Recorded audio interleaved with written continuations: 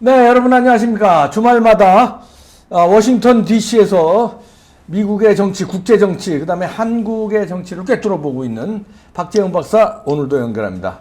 박 박사님 안녕하십니까? 예, 안녕하십니까. 박재영입니다. 네, 이제 진짜 미 대선이 초읽기죠. 진짜 며칠 안 예, 그렇죠. 남았는데. 예, 바로 지금 코앞이죠. 예. 네, 조금 좀 크게 해주세요. 이게 좀 띄어서 조금 예, 예, 예. 예, 예. 네, 바로 코앞인데, 자, 어떤 분위기입니까? 지금 그러니까 간단히 포인트는 그거죠. 네. 2016년의 재판이냐 아니냐 그게 핵심인데. 네. 그러니까 여전히 그 여론조사 상으로는 그 바이든이 계속 우세를 보이고 있는데. 네. 그러니까 그게 오히려 지금 더 사람들한테 이제 혼란을 주는 겁니다. 그렇죠. 2016년에도 그랬듯이 네. 또 숨어있던 표가 나타나가지고 이 트럼프가 또 역전을 하느냐 그렇지 않느냐 지금 모든 그 관심은 거기에 모여져 있는데, 그러다 보니까 이 섣불리 예상을 하기가 굉장히 어렵고. 네. 지금 뭐 매체들도 보면 이 약간 트럼프가 할 거다, 트럼프가 승리한다 뭐 이런 쪽으로 약간 얘기를 살짝 방향을 트는 매체들도 많고요. 네. 그러니까 뭔가 이제 조심스러워진 거죠. 그 여론조사만 가지고는 얘기하기가, 혹시라도 그 상황이 바뀌면 자기들이 전망을 잘못한 게 되니까 여러 가지 그렇죠. 굉장히 어려운 상황인데, 결국 그 2016년 같은 상황의 재현 여부, 거기에 이제 모든 관심이 집중된 걸로 보입니다. 그리고 또 한 가지 특이한 게, 물론 미국 내에서 지역 따라 다르겠지만 제가 있는 이 버지니아 같은 경우는, 네, 워싱턴 DC 바로 옆입니다. 우리로 말하면 예, 분당, 경기도 분당 이런 정도 되는 겁니다. 네, 말씀하세요. 예.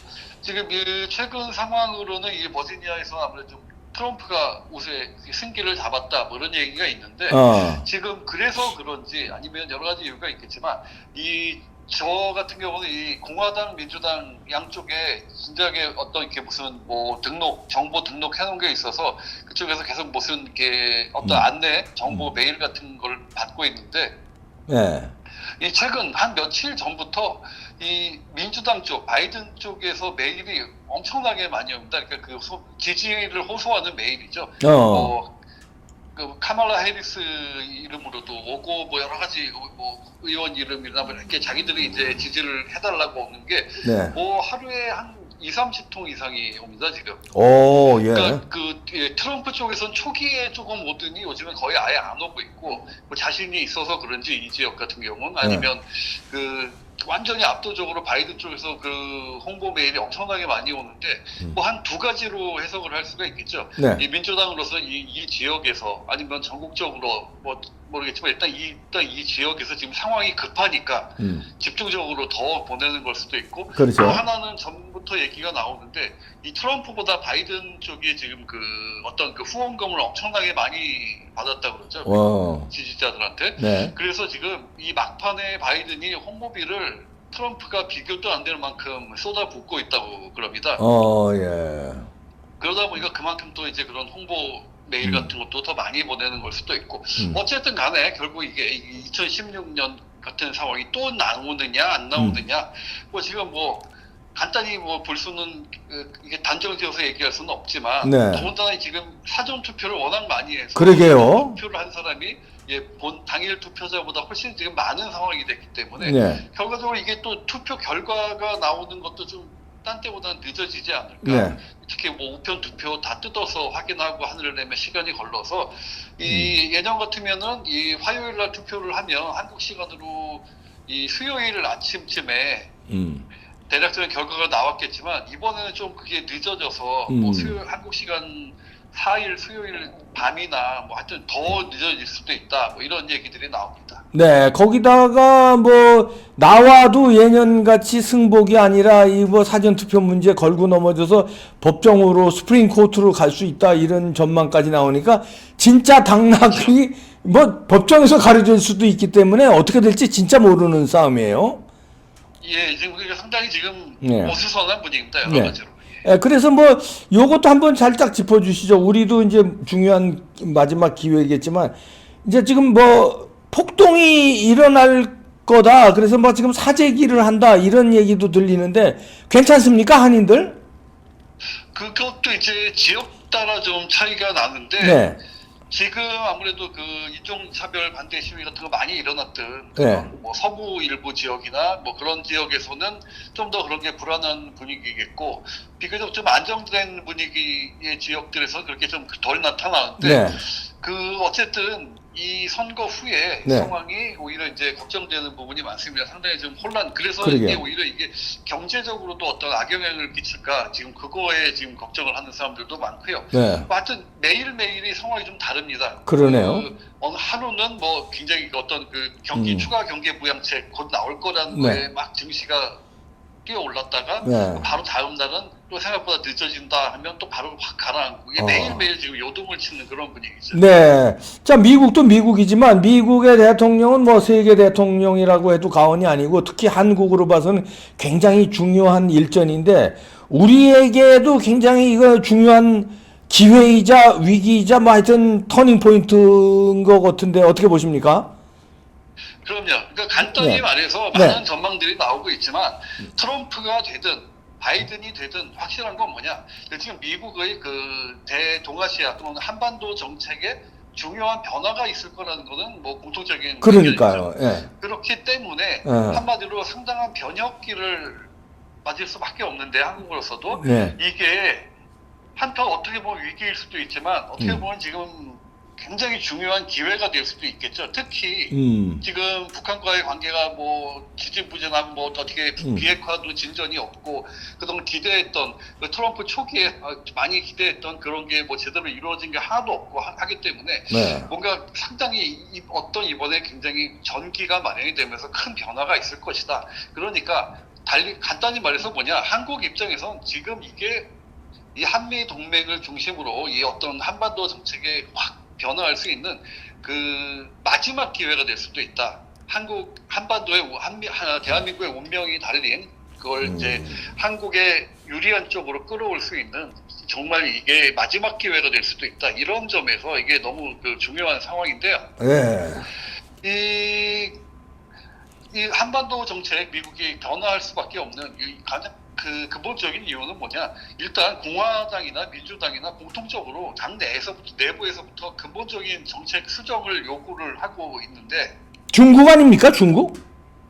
뭐 이제 중국 문제 입장도 지금 상당히 그 민주공화 다르고 네. 그렇기 때문에 특히 그 한반도 정책 그 트럼프 4년 동안에 이제 그걸 평가를 하면서 네. 이 공화당대로 방향 전환을 요구하고 있고, 민주당은 어차피 당이 다르니까 바뀔 수밖에 없고 그렇겠죠. 그런 입장 아니겠습니까? 네. 근데 이제 가장 중요한 건 뭐 물론 이 정책이 바뀌어서 한국 입장에서 좋은 것도 있겠지만 아무래도 우리 입장에선 우려스러운 점이 더 많이 눈에 띄겠죠. 예. 그러니까 그 우려스러운 점을 좀 비교를 하다 보면 네. 이 사실 두 후보 모두 그러니까 예상되는 정책 변화, 그 우려되는 점만 이제 보면은, 근데 뭐 한 가지 약간 제가 그 미리 말씀드리기 조심스러워서 얘기하는 거는, 제가 이런 뭐 미국 대선 전망하거나 분석하는 거 가끔가다 어떤 분들이 좀 제가 무조건 트럼프가 이긴다, 트럼프가 압승이다 이런 식으로 말을 하지 않은 걸 가지고 뭐 바이든 빤에 뭐 저기 트럼프가 낙선돼야 된다 그랬는데 이런 얘기를 여기저기 뭐 댓글 달고 비난하고 다니는 분도 의원이 봤어요. 그런 뜻이 아니죠. 박재영 박사 분석은 그런 뜻이 아니죠. 그러니까 제대로 이 방송 내용 듣지도 않고 그러니까 이렇게 제목 한두나 보고서 막 그러고 다니면서 비방을 하는, 도대체 왜 그러는지 모르겠지만 그런 사람들이 있는데 아무튼 좀 들으려면 제대로 좀 들어주시기 바랍니다. 네, 끝까지 좀 들어주시고 판단하시기 바랍니다. 예. 네네. 일단 이제 트럼프는 그러니까 철저한 국익 우선 정책을 할 게 이제 예상이 되죠. 네. 이제 크게 두 가지 방향으로 나눠 보면, 하나는 이 북한을 최대한 압박해가지고 이 비핵화 내지 북한 정권 붕괴로 이어가는, 한마디로 이제 우리 우파가 원하는 방향이죠. 그렇죠. 예. 그리고 다른 한 방향은 그러니까 일부 이제 북한에 대한 제재를 완화해주고 그리고 좀 전향적인 정책으로 비핵화를 유도하는 그런 방향인데, 이게 사실상 좀 문재인이 원하는 방향 아닙니까? 그렇죠. 예. 그러니까 둘 중에 어느 쪽이 미국의 국익에 더 부합하는지는 아마 트럼프 정부에서 다시 한번 판단을 하겠지만, 현재 여러 가지 지금 그 어떤 정책 싱크탱크 같은 데서 권하는 방향이나 주장하는 쪽은 이 후자가 될 가능성이 훨씬 높다는 게 지금 중론입니다. 그러니까 북한에 대한 제재 완화하고 좀 전향적인 정책으로 그런 방향으로 비핵화를 유도해가는, 어떻게 보면 우리가 반대하는 문재인이 원하는 그런 방향이 더 가능성이 높다 이렇게 많이들 보는데. 그 미국의 시각으로 보는 거죠. 미국의 시각으로. 예. 네. 그러니까 미국 내 보수 진영에서 이미 한 작년부터 이런 주장이 지속적으로 나오고 있습니다. 그 보수 싱크탱크라고 할 수 있는 곳에서도 계속 이 그 최대의 압박보다는 이제는 좀 방향을 틀어야 될 때가 왔다 이런 얘기가 많이 나오고 있는데 네. 최근 들어서 이런 목소리가 더 높아지고 있고 그래서 아무래도 그런 방향으로 갈 가능성이 높지 않나. 왜냐 지금 중국하고 워낙 전면적으로 붙기 때문에 북한에까지 어떤 최대 압박하면서 그 긴장을 고조하거나 부담을 갖기가 싫은 거죠 미국도. 아 예. 그러니까 좀 힘을 좀 그쪽에서 빼고 부담을 덜겠다. 그러면서 이제 예를 들면 주한미군도 좀 줄이고 방위비 부담도 줄이면서 여러 가지 부담을 줄여야 이제 중국과 싸우기가 편하다. 뭐 이런 생각들을 지금 공화당 내에서 많이 하고 있는데 네. 이에 비해서 바이든 같은 경우는 이 트럼프의 지금 얘기한 그런 방향으로 아무래도 갈 가능성이 높지 않겠습니까? 그렇겠죠. 예. 근데 이게 가장 큰 우리가 우려하는 건 뭐냐? 이 미국이 주도해서 그렇게 되면 그나마 뭐 기껏해야 저번 그 오바마 정도의 상황일 텐데. 네, 전략적 인내 뭐 그 정도겠죠. 예. 예. 이게 자칫 그 빈틈을 노린 문재인 그게 큰일이에요. 일당들이 주도를 하는 방향이 그게 큰일이에요. 그게 예. 지금 제일 우려가 되는 겁니다. 네. 예, 트럼프 시절에는 그럼 한마디로 이렇게 뭐 제대로 우리가 원하는 방향으로 이루어지지 않았지만 그래도 미국이 주도하는 대북 정책이었다면 그러다가 이제 뭐 한국이 그야말로 코리아 패싱까지 가는 그런 쪽이었다면 이 바이든이 됐을 경우에 문재인 일당이 아주 신나서 뭔가 말도 안 되는 일을 꾸미려고 난리를 피울 게 뻔한데 예. 그게 이제 가장 우려되는 점이죠. 예. 그러네요. 그러니까 그 뭐 이 점은 사실 트럼프가 돼도 비슷하긴 한데 전향적으로 좀 이렇게 변화하는 트럼프 정부 대북 정책 그 틈을 파고 들어가지고 막 여러 가지 공작을 다 피우려고 문재인 일당이 할 건 뻔한데 예. 아무래도 민주당이 집권한 것보다는 그 여러 가지 운신의 폭은 좁아지겠죠. 네. 근데 또 문제는 문재인이 이제 바이든이 되면 북한 제재 완화하고 뭐 경협 재개, 뭐 퍼주기 이런 거 하려고 진작부터 엄청난 로비를 벌이고 있다 이런 게 지금 계속 드러나고 있는데요. 네. 이게 뭐 미국 법무부 자료에서도 그 나타나지 않았습니까? 전에도 한국어에서 보도가 됐을 텐데 네. 이 외국 정부 기업 이게 그 대미 로비 금액 분석한 게 한국이 지금 한 최근 3년 동안 일본, 이스라엘 제치고 가장 많다. 그러게요. 그러니까 예. 엄청난 지금 돈을 워싱턴 로펌 같은 데 쏟아보면서 대미 로비를 하고 있는데 결국 이 대미 로비의 핵심이 그런 거 아니겠습니까? 그 북한에 대한 자기들의 그 대북 정책을 미국이 끌고 가게 하려고. 그렇죠. 뭐 종전 체제 뭐 심지어 종전 체제로 가자 뭐 이런 식으로 우리가 생각하는 거 반대로 문재인 정권이 로비를 미국에다 쓸데없는 돈을 퍼붓고 그렇죠. 있는 거죠. 네. 아마 그나마 지금 그게 트럼프 정부 동안은 이게 뭐 시도 안 맥히고 그랬지만 그렇죠. 만약에 바이든 정부가 들어설 경우 거기에서 어떤 뭔가 이루어지고 움직이기 시작하면 이게 상당히 곤란한데 네. 저는 그래서 개인적으로 이러려고 강경화 지금 외무부 장관이라고는 하지만 사실 뭐 하는 거 없지 않습니까? 네. 뭐 외교 활동했다고 뉴스에 나오는 건 없고 매일같이 뭐 부동산 문제 아니면 뭐 남편 문제 이런 걸로만 뉴스에 나오는 그런 사람이 네. 그 외교 장관인데 그러니까요. 그러면에도 불구하고 굳건하게 저렇게 자리 지키고 뭐 또 뭐 뉴스에도 보니까 매일같이 뭐 가장 그 문재인하고 밥을 많이 먹는 사람이라고 그러죠. 아주 총애를 받고 있습니다. 네. 예. 그렇게 자리 지키고 매일 같이 밥 먹고 하면서 무슨 공리를 하고 있는지 바로 이런 게 아닐까. 그러니까. 바이든이 만약에 들어서면은 영어 잘하니까 가서 네가 잘 꼬셔봐라. 뭐 그냥 자기들 편대로 와라. 지금 그 매일 그 공리만 하고 있는 것 같은데 그게 이제 가장 우려가 되는 거죠. 그래. 그러니까 이 대통령 말 잘 듣고 영어도 잘하는 그야말로 그 심부름꾼 역할 맡겨가지고 이 민주당 정권 만약에 바이든 정권 들어서면 그야말로 자기들 원하는 방향으로 끌고 가려고 지금 그렇게 준비를 하고 있는 것 같은데. 그러게요. 예, 트럼프하고 바이든 각 정부에서 예상되는 한반도 정책 변화 따라서 가장 이렇게 우려되는 핵심 문제 정리를 하면 트럼프 정부에서는 그야말로 계속 얘기 나오는 코리아 패싱, 뭐 쿼드나 여러 가지 그 한국 제외한 새로운 동맹 체제에 출범했다 이런 얘기 전에 저도 말씀드렸는데 이런 거에서 이미 완전 이제 한국을 제쳐놓은 상태가 되고, 그러다 보니까 여러 가지 또 북한에 대한 압박도 약화가 되고, 지금 여러 가지 이런 상황으로 가는 거, 이게 이제 가장 우려되는 부분이고, 이 바이든 만약에 정부가 들어선다면 미국이 아닌 문재인이 원하는 대로 문재인이 막 그 방향을 주도해가는 그런 대북 정책이 혹시 영향을 미치지 않을까, 그 점을 이제 가장 우려를 할 수가 있습니다. 네. 근데 뭐 종합적으로 이 두 가지 비교해 보면 문재인이 마음대로 이 대북 정책 그게 영향력 미치는 것보다 어떻게 보면 차라리 코리아 패싱이 낫지 않겠냐 이런 생각까지도 들고. 네. 어쨌든 무엇보다 문재인이 신나서 설치면서 또 김정은 손 붙잡고 뭐 하는 거 꾸미려고 하는 게 가장 사실 우리로서는 끔찍한 일 아닙니까? 그렇죠. 네.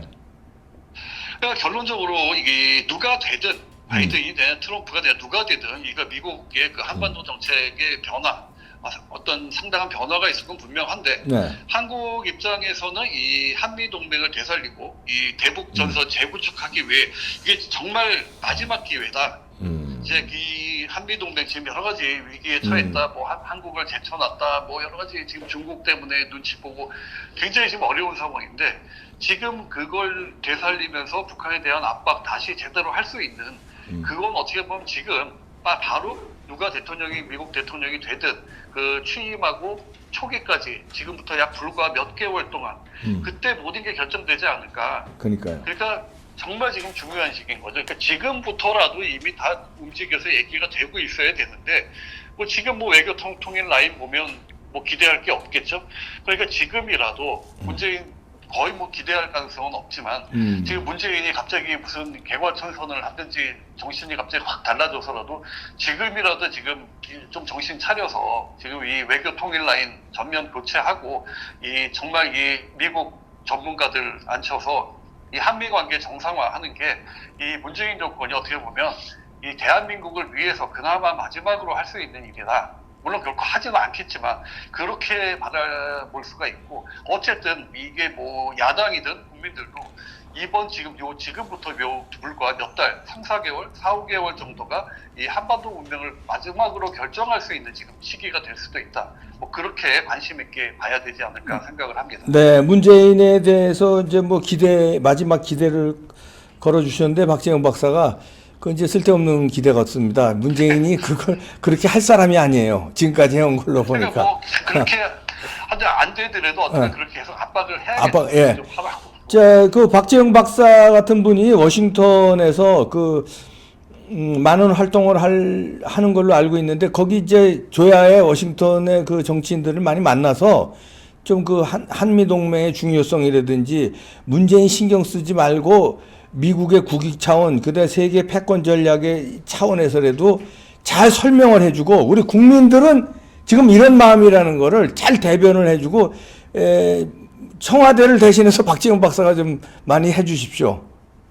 네, 뭐 네. 그래서 저희들이 할 수 있는 일을 네. 어떻게든 무엇이라도 하려고 지금 준비하고 열심히 노력하고 있습니다. 네, 마지막 중요한 기회라고 박지영 박사 지적을 해주셨는데, 이 기회를 놓치면 마지막 위기가 또 될 수 있으니까 온 국민 너무나 중요한 지금 네. 시기입니다. 아주 얼마 안 되는. 네, 절체절명의 순간인데, 문재인과 강경화한테 맡겼다면 큰일 나니까 1인이 외교관이 되고 1인이 외무부 장관이 돼서 1인 시위가 아니라 1인 외교를, 특히 워싱턴에 있는 분들이 많이 좀 애써 주십시오. 박재영의 개념 TV도 뭐 내용이 아주 좋던데 잘 되고 있죠? 덕분에 열심히 하고 있습니다. 네, 네. 여러분들 많이 관심 부탁드리고요. 네, 박재영 박사였습니다. 고맙습니다. 네. 예, 감사합니다. 네, 이거 깔끔한 분석해 주었는데요. 이게 이제 마지막으로 살 길은 이거다 하고 포인트를 지적했는데, 문재인 정부가 그렇게 할 리가 없어서 걱정인데요.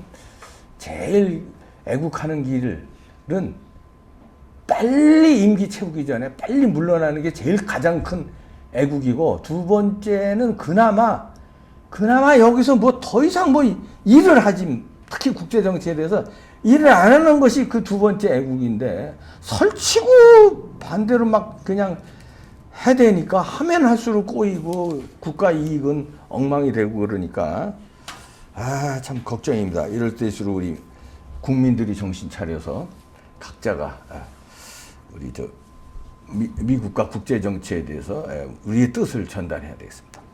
네, 박지영 박사였습니다. 고맙습니다. 마치겠습니다.